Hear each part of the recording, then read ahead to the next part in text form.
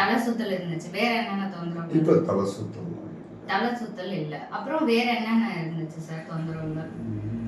ஸ்டொமக்ல ஒரு ப்ராப்ளம் இருந்தது. பசி எப்படி இருந்துச்சு? இப்போ நல்லா இருக்கு. இப்போ நல்லா பசிக்குது. இப்போ நல்லா இருக்கு. முன்னாடி பசி எப்படி இருந்துச்சு? முன்னாடிலாம் எப்பயாவது சாப்பிடுது. இந்த மாதிரி தொந்தரவுகள் தலை சுத்து பசி இல்லாம இருக்கிறது எவ்வளவு நாளா இருந்துச்சு சார் உங்களுக்கு? அது ரொம்ப வருஷமா ரொம்ப வருஷமா இருக்கு. ஒரு 7-8 வருஷம் வச்சுக்கலாமா? 7-8 வருஷம் நிறைய வச்சுக்கலாம். கூடவே இருக்கும். ஓகே. இப்போ நம்ம மருந்து எவ்வளவு நாள் எடுத்துட்டு இருக்கீங்க? ஒரு 30 days எடுத்துட்டு. ஒரு மாசமா எடுத்துட்டீங்க. இப்போ எடுத்து உங்களுக்கு எப்படி இருக்கு? இப்போ எடுத்துட்டோன்னே கொஞ்சம் நன்னா இருக்கு. நல்லா தூக்கம் வருது. நன்னா பசிக்கிறது. சரி. வேற ஒன்றும் சொல்றதுக்கு இல்லை. இல்ல அன்னைக்கு நீங்க பேசும்போது ஒரு 4 நாளைக்கு எனக்கு சரியானா போதும். இல்ல அந்த மாதிரிலாம் இல்லை. இப்போ இந்த தலை சுத்தல் சுத்தமாகவே அதாவது கீழே விழுந்துற கண்டிஷன் வந்தேன். தலை சுத்தி கீழே விழுற கண்டிஷனுக்கு வந்தேன். அதுக்கப்புறம் தான் போனோன்னு அவங்க சொன்னாங்க இப்போ அந்த தலை சுத்தல் சுத்தமாகவே இல்லை. சுத்தமாகவே இல்லை. இது சுத்தமாகவே இல்லை. இந்த ட்ரக் எடுத்துனதுக்கு அப்புறம் வந்து பார்த்தீங்கன்னாக்கா தலை சுத்தல் சுத்தமாகவே இல்லை. நீங்க ஏன்னா சார் இப்போ தலை சுத்தல் பயங்கரமா இருந்தது.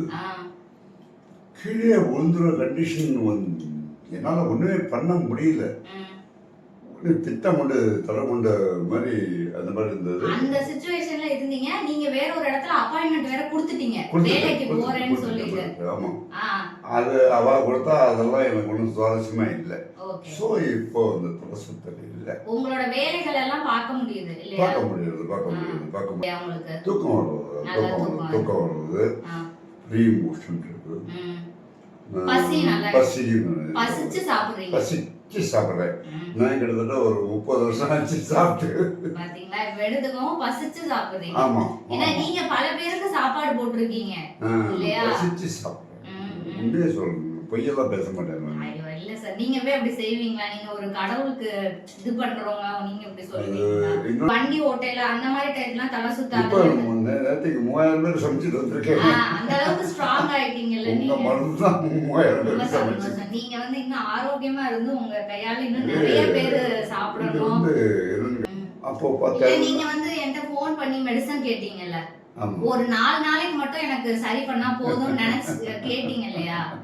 பட் ஆனா நீங்க நினைச்சீங்களா 4 நாள்ல இது சரியாயிரும் அப்படின்னு நினைச்சீங்களா? அது சரி. அது அப்போ என்ன கேட்டீங்கன்னா பஸ்ஸில் வந்து என்னன்னு கேட்டீங்கன்னா எல்லாமே ஸ்டாப் ஆகிடும். இப்போ அந்த கண்ட்ரோல் இல்லை. அதாவது கண்டக்டரோ யாரோ பக்கத்தில் இருக்கிறவங்களோ தட்டி எழுப்பினாதான் வந்து கண் பார்வை இருக்கும். கண்டக்டர் கூப்பிட்றாரு பக்கத்தில் அந்த மாதிரி கண்டிஷன்லாம் இப்போ இல்லை. அதெல்லாம் இப்போ இல்லை. இல்லை இப்போ நீங்கள் வந்து மெடிசன் வாங்கிட்டு போனீங்கல்ல சார், அப்போ அந்த இடத்துல உங்களால ஒர்க் நல்லா டிஸ்டர்பன்ஸ் இல்லாம பண்ணிட்டீங்க. அதை எல்லாமே செஞ்சுட்டீங்க. சரி ஓகே சார். தேங்க்ஸ். சரி. Sorry for the disturbance. ஐயோ அதெல்லாம் ஒன்றும்